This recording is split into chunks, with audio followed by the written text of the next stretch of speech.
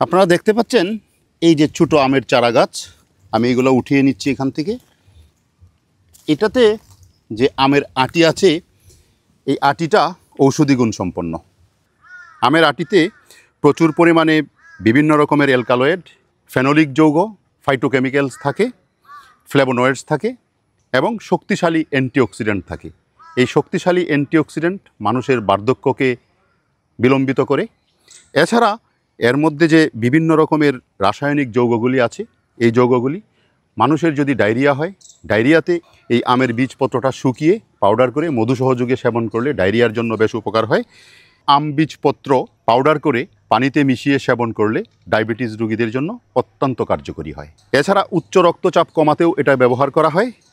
মানব স্বাস্থ্যের জন্য অত্যন্ত গুরুত্বপূর্ণ আমের এই বীজপত্র বা আমের আটি।